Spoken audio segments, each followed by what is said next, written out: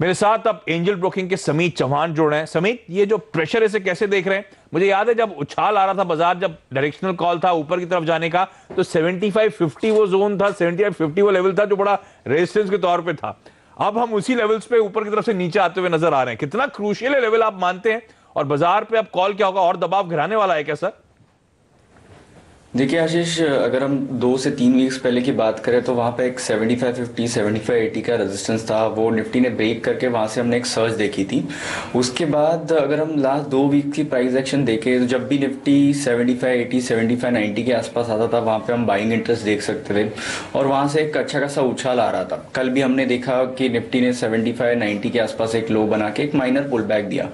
But जो Tuesday के session पे जो मार्केट डेवलपमेंट्स हुई थी वो क्लियरली इंडिकेट करती है कि ये प्रॉफिट बुकिंग और थोड़ी एक्सटेंड होगी आने वाले 2 या 4 दिनों में। 7750, 7780 का स्ट्रॉन्ग रेजिस्टेंस है, वहां से एक पुल बैक आना काफी लाजमी था जब हमने 800-900 पॉइंट्स की एक वर्टिकल रैली देखी थी। और आज हमने इंट्राडे बेसिस पे वो इंपॉर्टेंट सपोर्ट लेवल जो 7580 का था वो भी ब्रीच कर दिया है। सो मेरे ख्याल से ये सेलिंग प्रेशर और थोड़ा कंटिन्यू रहेगा। तो हमारे फिलहाल अगर मोमेंटम ट्रेडर्स है तो डेफिनेटली शॉर्ट साइड पे ही रहना चाहिए। हमने स्टॉप लॉस कल के आज के हाई का दिया था जो कि 7632 के आसपास है, बट मेरे ख्याल से लास्ट 15 मिनट में निफ्टी ने एक अच्छा खासा फॉल देखा है, तो वो स्टॉप लॉस अभी मेरे ख्याल से थोड़ा और नीचे अभी करना पड़ेगा। 7600 के ऊपर स्टॉप लॉस मेंटेन कीजिए और ये मोमेंटम में निफ्टी 7500, 7490 के स्तर डेफिनेटली टेस्ट कर सकता है। ओके, अब 75-50 के नीचे हम कामकाज करते हुए, तो जब हम ऊपर की चाल ले रहे थे तो एक बड़ा रेजिस्टेंस के तौर पे 75-50 था और अब उसके नीचे हम जाते हुए 75-44 के लेवल्स। निफ्टी में बिकवाली करने की समीत की राय, 7500, 7490 के टारगेट्स और स्टॉप लॉसेस 7600 के ऊपर अपने प्लेस करें। मैं आगे समीत से उनकी स्टॉक स्पेसिफिक रणनीति या पिक्स लूंगा, लेकिन सीएनबीसी आवाज पर जल्द शुरू होने वाला है एडवाइजरी का सबसे बड़ा महासंग्राम। देखिए मार्केट एक्सपर्ट्स के इस महामुकाबले में कौन होगा प्रो एडवाइजरी चैंपियनशिप सीजन 1 का विजेता, किसे मिलेगा इंडिया के बेस्ट एनालिस्ट का किताब। जानने के लिए डाउनलोड करें एडवाइजरी मंडी मोबाइल ऐप। अब आपके पास भी मौका है 8 लाख रुपए तक के इनाम जीतने का। दर्शकों, रजिस्टर करने के लिए सेबी रजिस्ट्रेशन नंबर की जरूरत नहीं है। चलिए इस ब्रेक के बाद समीत के टॉप ट्रेडिंग बेट्स और छोटे शेयर ऊंची छलांग पूजा जोड़ेंगे हमारे साथ।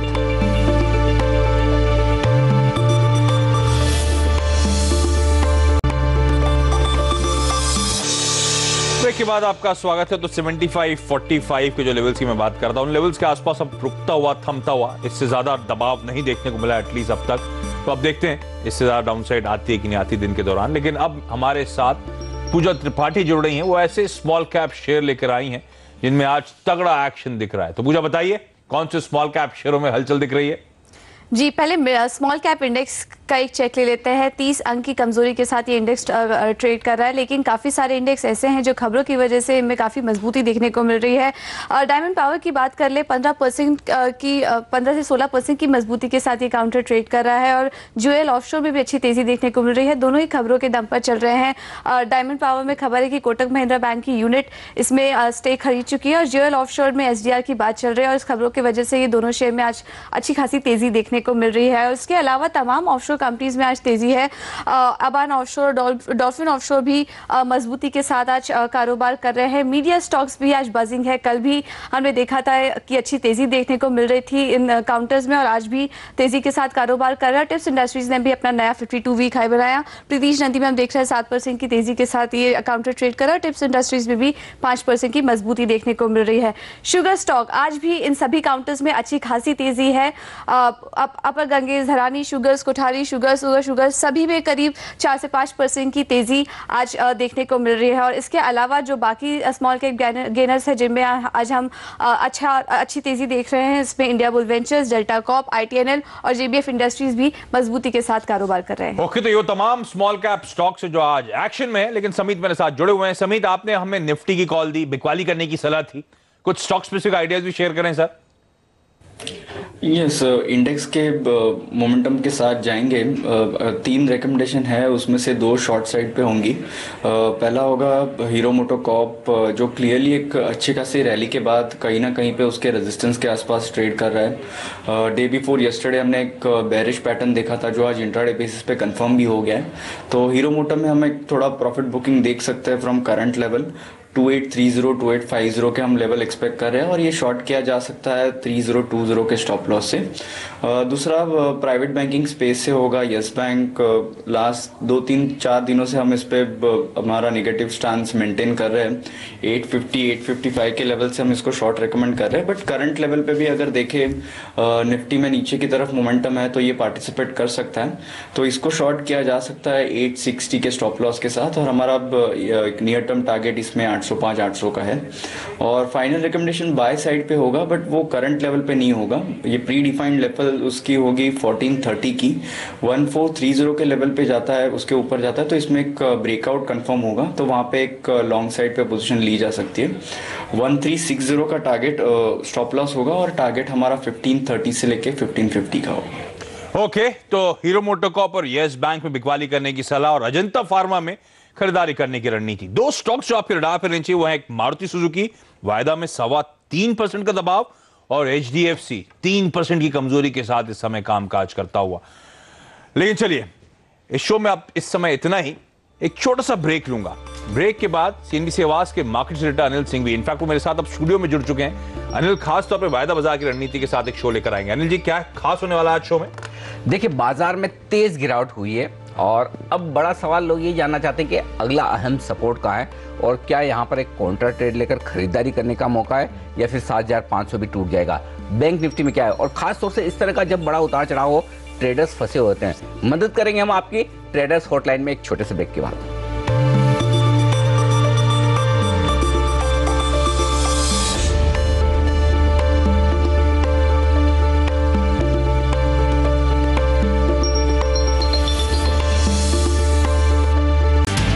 नमस्कार, ट्रेडर्स हॉटलाइन में आप सबका स्वागत है। मैं हूं अनिल सिंघवी, और आपके लिए है हमारा ये खास शो उन तमाम ट्रेडर्स के लिए जिन्हें आज की बाजार की कमजोरी में राय लेनी है अपने सौदों पर। जी हां, आपने कोई भी ट्रेड किया है या करना चाहते हैं तो फोन जरूर करें, और खास तौर से वायदा कारोबार के ट्रेडर्स। हमारा टोल फ्री नंबर आपके सामने 180020978890। लेकिन अगर आप चाहें तो हमें व्हाट्सएप मैसेज भी भेज सकते हैं, और ये नंबर भी आपकी स्क्रीन पर 7045220000। आप हमें मैसेज भेजें, हम सामने से आपको फोन करके आपके सवाल लेंगे हमारे कार्यक्रम में। चलिए, हमारे साथ अब हमारे 2 खास मेहमान आज कार्यक्रम में शामिल हो रहे हैं जो आपके सौदों पर राय देंगे। समित चौहान तो हमारे साथ हैं ही एंजल ब्रोकिंग के तकनीकी राय देने के लिए, लेकिन वायदा कारोबार की रणनीति बताने के लिए A+ एनालिटिक्स के चीफ टेक्निकल स्ट्रेटेजिस्ट अमित हर्चेकर भी अब कार्यक्रम में शामिल हो चुके हैं। आप दोनों का ही स्वागत है। अमित, शुरुआत आपके साथ की जाए। निफ्टी बेहद इंटरेस्टिंग लेवल पर है, 7550 के आसपास। क्या करें यहाँ पर, तेजी या मंदी?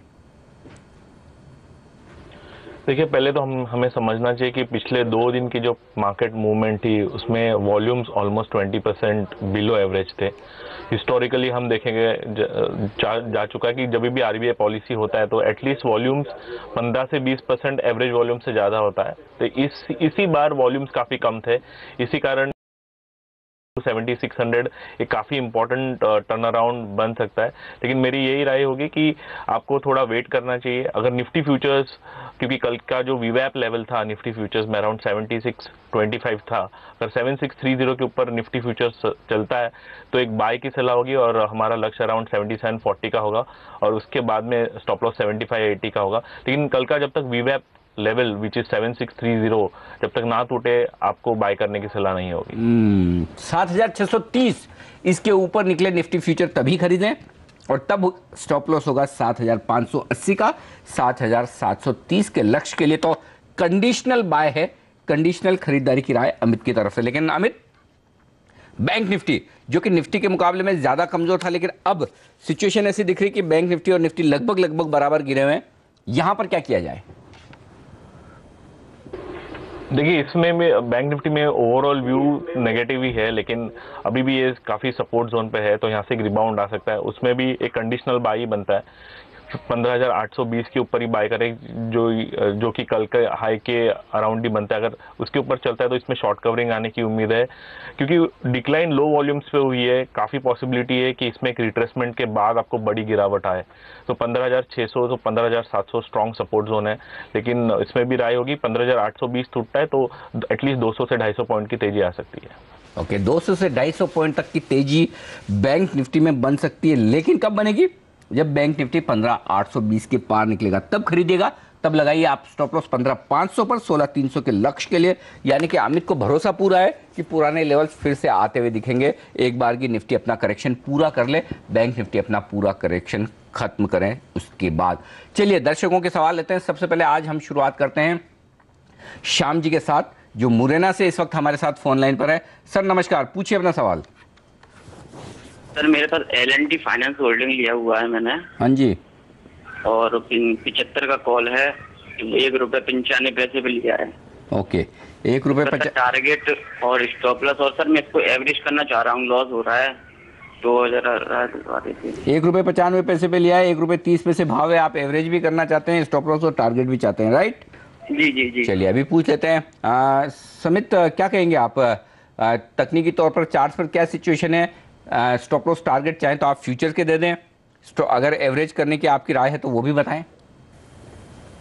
देखिए, मार्च मंथ के अगर स्टार्टिंग पॉइंट से हम देखें तो ये स्टॉक 54-55 के आसपास ट्रेड कर रहा था। वहां से हमने एक वर्टिकल रैली देखी है, मोर देन 25-30% एप्रिसिएशन एक शॉर्ट स्पैन में हुआ है।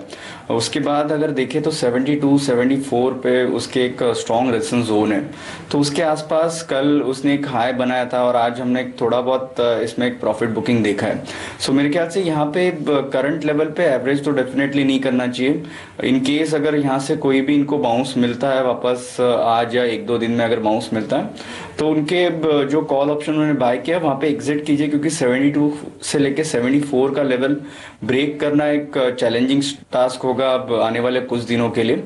सो एक प्रोबेबिलिटी ये हो सकती है अगर ये स्टॉक मे बी एक प्रॉफिट बुकिंग ना दे, डिसेंट करेक्शन ना दे, ये कंसोलिडेट हो सकता है, जिसमें इनका टाइम वैल्यू की वजह से जो प्रीमियम है वो इरोड हो सकता है। सो मेरे ख्याल से एक छोटा मोटा बाउंस आता है तो वहां पे इनकी पोजीशन इनको एग्जिट करनी चाहिए। तो श्याम जी चलिए, उछाल आए तो निकल जाएं, ज्यादा मुनाफे की उम्मीद ना करें, एवरेज करने का ना सोचे। ये राय है समित चौहान की आपके लिए। पुणे से अगले दर्शक हमारे साथ हैं फोन लाइन पर इस वक्त, योगेश। लेते हैं उनका सवाल। योगेश जी नमस्कार। नमस्कार अनिल जी। जी, मैंने SBI का कॉल लिया था क्लोजिंग पे 12.70 पे। कौन सी और स्ट्राइक put प्राइस? लिया- 190 का 190 का कॉल लिया था 12.70 पे, और ठीक। पुट भी लिया था 7.15 पे, दोनों बाय किया होता। तो दोनों ही पोजीशन मेरी बनी हुई है, तो मैं निकाल लूं या क्या करूं? अच्छा, पुट और कॉल दोनों आपने एक ही प्राइस का 190 का खरीदा है, ये एग्जैक्टली। क्या सोच के? बिकॉज ऑफ क्रेडिट पॉलिसी, मतलब पता नहीं था कि ऊपर जाएगा नीचे जाएगा, इसलिए ठीक दोनों बात है। लेके रखा था। आपने सोचा एकदम सही था, लेकिन एक चीज यहाँ पे योगेश जी ध्यान रखिए, कभी भी आप किसी भी बड़ी इवेंट के पहले ट्रेड करते हैं, पुट और कॉल दोनों खरीदते हैं, प्रीमियम देते हैं, तो आप ये सोचकर करते हैं कि एक बड़ा उछाल या बड़ी गिरावट आएगी, उसमें मुझे पैसा बनेगा। अब जब ये इवेंट हो जाए तो उसके बाद बाजार का रुख देखिए कि वो उछाल आ रहा है, गिरावट। समझिए जैसे इस केस में गिरावट आना शुरू हुई बैंकिंग शेयरों में, तो आपको तुरंत पहले कॉल ऑप्शन में से निकलना चाहिए, क्योंकि बाद में प्रीमियम तेजी से घटती है, रिस्क प्रीमियम कम हो जाती है तो ऑप्शन की प्रीमियम तेजी से घटती है, तो फिर आप फायदा नहीं ले पाते हैं। चलिए कोई बात नहीं, अगली बार से ये ध्यान जरूर रखिएगा, लेकिन फिलहाल आपके पास पुट और कॉल दोनों ही हैं। पूछ लेते हैं हम अमित से। अमित हरचेकर हमारे साथ है। अमित, SBI का 190 का कॉल भी है, पुट भी है, इन्हें क्या करना चाहिए बताइए? माफ कीजिए, कौन सा stock? SBI, state bank of India का पुट खरीदा है इन्होंने, 190 का कॉल खरीदा है, 190 का पुट के लिए प्रीमियम दिए ₹12.75, और इसमें कॉल में इन्होंने पुट के लिए दिए ₹7 की प्रीमियम, कॉल के लिए 12.75, तो कुल मिलाकर ये समझ लीजिए इनकी दोनों की कॉस्ट जो मिलाकर है वो ₹20 के आसपास की है। एक बार मैं आपको इस वक्त का भाव बता दूं, पुट और कॉल दोनों का। पुट है इस वक्त मेरे ख्याल से 3-3.5 के आसपास। देखिए कॉल तो है आपका 190 का भी चल रहा है 11.25। अच्छा, 11.25 पुट का भाव है, पुट बढ़ेगा क्योंकि नीचे आया है, तो पुट का भाव है 11.25, और कॉल का भाव भी बता दूं ₹3 के आसपास कुछ था, 3.65, यानी 15-16 रुपए अभी इनको कुल मिला के प्रीमियम मिल रही है, और इन्होंने दी है प्रीमियम ₹20 की, तो ₹4 के नुकसान में बैठे हैं इस वक्त योगेश जी। तो बताइए इनके लिए क्या राय होगी? देखिए मेरे हिसाब से इन्होंने ये स्ट्रेटेजी अभी भी होल्ड करनी चाहिए। एसबीआई काफ़ी वोलेटाइल स्टॉक है, लेकिन उसका ओवरऑल डायरेक्शन काफ़ी नेगेटिव है। अगर मार्केट में भी रिबाउंड आती है तो एसबीआई अभी 190 के ऊपर जाना बहुत मुश्किल है। तो मेरी यही राय होगी कि क्योंकि काफ़ी इन्होंने रिस्क मैनेज किया है, कभी भी पॉसिबिलिटी है कि एसबीआई यहाँ से गिर के 170 के लेवल पे आए, क्योंकि वहाँ पे एक राइजिंग गैप थी। तो स्ट्रैटेजी होल्ड होगी। आपको ये रखना है कि आपका जो कॉल ऑप्शन है उसमें आप स्टॉप लॉस रखें। अगर स्टॉक 180 के नीचे फिसलता है तो आप अपने कॉल ऑप्शंस को क्लियरली एग्जिट करिए। जब तक 180 के ऊपर है एक रिबाउंड की पॉसिबिलिटी है, बट ओवरऑल व्यू नेगेटिव ही बनता है एसबीआई में। चलिए 180 रुपए के नीचे जाए तो कॉल में से निकल जाए। अब 1-2 रुपए की और रिस्क है वो रखिए योगेश जी। और पुट में अगर उम्मीद करें कि जैसे बाजार ढीला हो रहा है आपका पैसा बन जाए तो नुकसान कवर हो जाए। लेकिन ये ध्यान जरूर रखिएगा अगली बार इवेंट होते ही एक पुट या कॉल आपको ख़त्म करना ज़रूरी है, नहीं तो आप पैसा नहीं बना पाएंगे। ये ध्यान में रखिएगा, क्योंकि जनरली इवेंट के पहले ऑप्शन राइटर जो ऑप्शन बेचते हैं वो प्रीमियम में तेज़ी से गिरावट जो आती है उससे पैसा बनाते। तो आप सावधान रहें, ऐसा किसी को आसानी से पैसा बनाने मत दें अपनी कॉस्ट पर। चलिए अगले दर्शक हमारे साथ इस वक्त दिल्ली से हैं समीर, फोन लाइन पर। समीर जी नमस्कार, क्या जानना चाहते हैं? जी गुड मॉर्निंग सर।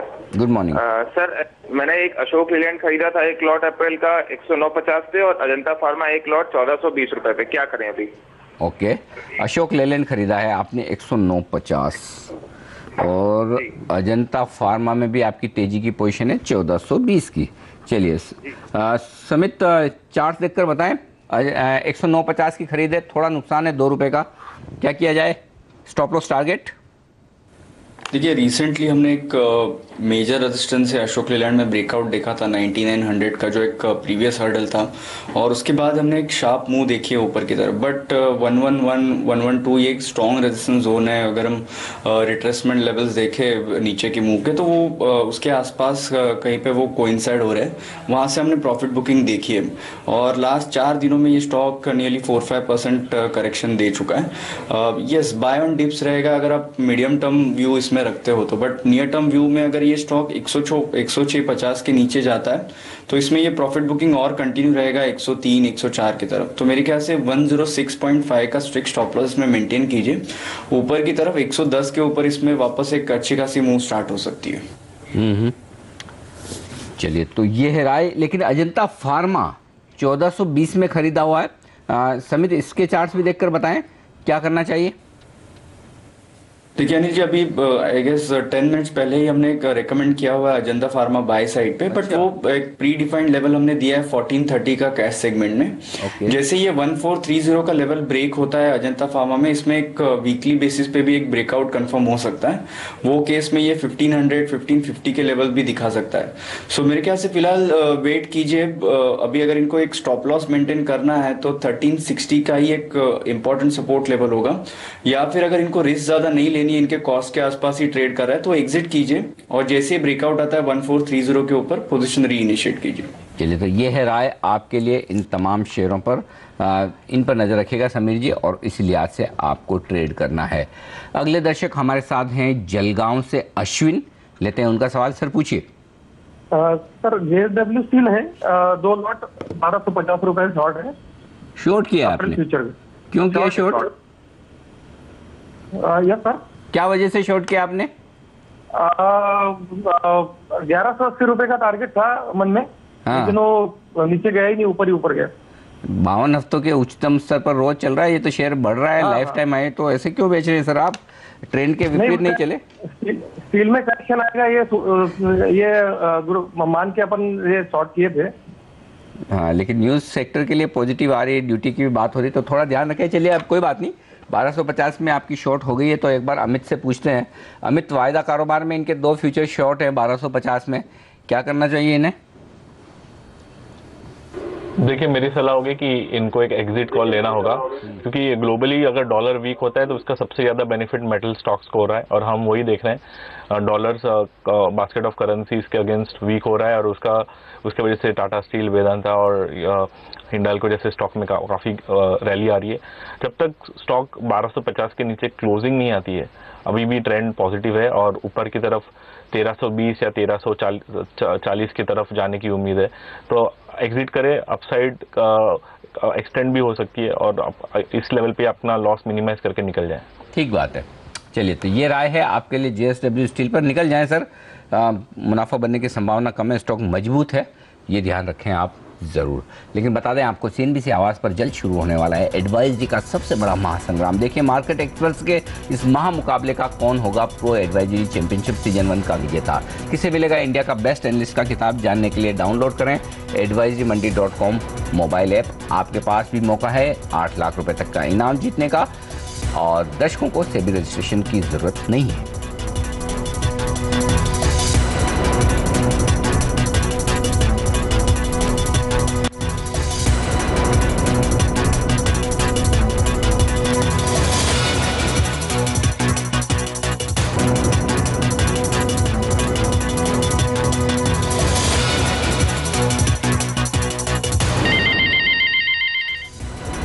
निशान में लौटते हुए इस वक्त मिड कैप इंडेक्स 14-15 पॉइंट की तेजी के साथ, वहीं 200 अंकों का नुकसान सेंसेक्स में बरकरार है। निफ्टी 50 अंक नीचे, लेकिन एक संकेत जो अच्छा दिख रहा है वो ये कि 7550 के नीचे निफ्टी टिक नहीं रहा है, वो एक अच्छी बात है। 7542 का लो जरूर बनाया, लेकिन वहाँ थोड़ी रिकवरी आई है। चलिए अब बता दूं आपको कुछ बेहतरीन पिक्स जो आपको ट्रेड करने में मदद करेंगी, और वो पिक्स लेकर आए हमारे लिए अमित हरचेकर। और अमित ने कहा है सबसे ऊपर खरीदारी की राय के तौर पर रिलायंस इंडस्ट्रीज बाजार की इस दिग्गज कंपनी को खरीदना चाहते हैं। अमित बताइए। देखिए, अगर हम डेरिवेटिव्स डेटा देखें तो स्टॉक में काफ़ी एक्यूमुलेशन दिख रहा है अराउंड 1020 से 1030 के बीच में। एंड अगर हम वॉल्यूम्स पे की भी बात करें, वॉल्यूम्स काफ़ी कम थे डेरिवेटिव सेगमेंट में पिछले कुछ दिनों में। हमारा अनुमान है कि ये एक्यूमुलेशन के साइंस दिखाई दे रहे हैं और स्टॉक में एक उछाल आ सकता है 1100 की तरफ। तो ट्रेडिंग पर्सपेक्टिव से 990 के स्टॉप लॉस से आप फ्यूचर्स इस लेवल पे लॉन्ग करें, और 1080 टू 1100 हमारा लक्ष्य है जो कि अगले 4-5 दिन में आ सकता है। तो आप 1025 के ऊपर फ्यूचर निकलने की बात कर रहे थे ना, तो 1035 तो हो गया है, अभी ले लेना चाहिए। बिल्कुल बिल्कुल, चलिए ठीक बात है। रिलायंस खरीदे, 990 का स्टॉप लॉस और 1100 का लक्ष्य। लेकिन जब रिलायंस की बात है, डिस्क्लेमर देना जरूरी है आपको। CNBC आवाज़ जो चैनल आप इस वक्त देख रहे हैं, जिस पर आप रिलायंस की रिकमेंडेशन देख रहे हैं, ये समझ लीजिए कि TV18 का हिस्सा है CNBC आवाज़, और TV18 का मालिकाना हक और प्रबंधन दोनों ही रिलायंस इंडस्ट्रीज के हाथ में, तो ये ज़रूर ध्यान में रखें। चलिए अगले कॉल की तरफ बढ़ते हैं, और एक और तेजी की राय जो है वो है आइशर मोटर्स में। बताइए अमित, क्या टारगेट्स हैं? देखिए, इसमें लॉजिक बहुत ही क्लियर है। 1 अप्रैल से ये स्टॉक निफ्टी में इंक्लूड हुआ है, एंड हमारा अंदेशा है कि इसमें वीवैप बाइंग आने के चांसेस है। लक्ष्य अराउंड 20,500 से 20,600 बनता है, और स्टॉप लॉस आपका अराउंड 16,300 का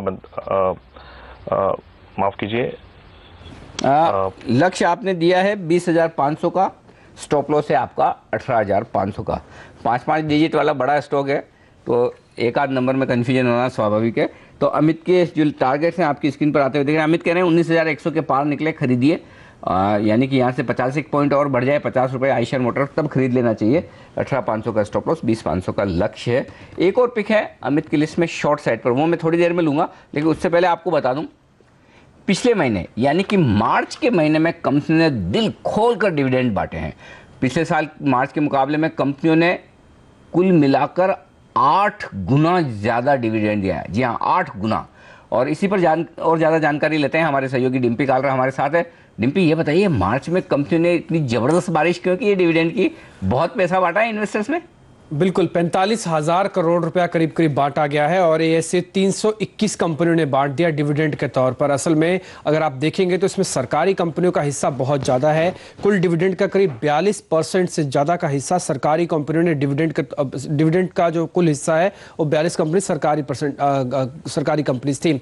असल में NMDC, ONGC, HPCL, नाल्को जैसी कंपनीज ने ज़्यादा डिविडेंड दिया। वो इस वजह से क्योंकि एक तो एक कैश रिच है, दूसरा इनका एक्सपेंशन प्लान नहीं, और साथ ही मांग कम कम है। सरकार का यह तर्क है, देखिए अगर आप एक्सपेंड कर नहीं सकते, अगर आपके पास मांग नहीं है तो ये पैसा है कम से कम डिविडेंड के तौर पर दें। और सरकार इसमें बड़ी हिस्सेदारी रखती है। औसतन ज्यादातर सरकार का जो जिसमें प्रमोटर है वो 60% बनती है, यानी कि सरकार के झोली में बहुत पैसा आया। सरकार ने विनिवेश तो नहीं कर पाई, लेकिन सरकार ने डिविडेंड के जरिए अपने आप को काफी हद तक कैश रिच किया। उसमें उन लोगों को भी बेनिफिट हुआ जो डिविडेंड के तौर पर इन्हीं कंपनीज के साथ जुड़े रहते हैं, क्योंकि सरकार ने जब ज्यादा डिविडेंड मांगा तो उनके झोली में भी डिविडेंड ज्यादा आ गया, जो कि एक रिटेलर है या फिर इंस्टीट्यूशनल भी इसके साथ जुड़े हुए हैं। इसके अलावा अगर आप देखें तो एक और डाटा बड़ा इंटरेस्टिंग है कि निजी कंपनियों के प्रमोटर ने भी करीब 1450 करोड़ रुपए बचा लिए हैं। वो इस वजह से क्योंकि 1 अप्रैल से जो टैक्सेशन है वो बदल रहा था डिविडेंड को लेकर। अगर आप 10 लाख से ज्यादा की आय डिविडेंड से कमाते हैं तो आपको 10% टैक्स देना पड़ता। प्रमोटर टैक्स रिसीवर भी है और टैक्स पेयर भी है। टैक्स रिसीवर के तौर पर इंडिविजुअल सेपरेट हो जाता है, इसलिए इनके ऊपर भी 10% का वो लॉ लग जाता। इसलिए प्रमोटर जब कंपनीज को डिविडेंड दिया तो प्रमोटर को भी फायदा हुआ, जिससे करीब 1450 करोड़ रुपए उनके भी बच गए। तो कुल मिला के कह सकते हैं कि उनके अपने फायदे और सरकार के अपना एक हिडन पैटर्न भी था, और दूसरा जो नियम बदलाव हो रहे हैं, ये 3 बड़े ऐसे कारण थे जिसकी वजह से डिविडेंड की बरसात हुई। चलिए, तो डिविडेंड मिल गया, बहुत अच्छा मिला। कंपनियों ने, प्रोमोटर्स ने पैसे भी बचाए और साथ ही इन निवेशकों की कमाई भी हुई। लेकिन अब आगे चलते हुए धीमे ना पड़ेगा तो ज़रूर, लेकिन कितना वही देखने वाली बात होगी। शुक्रिया आपका डिम्पी ये पूरी एनालिसिस देने के लिए।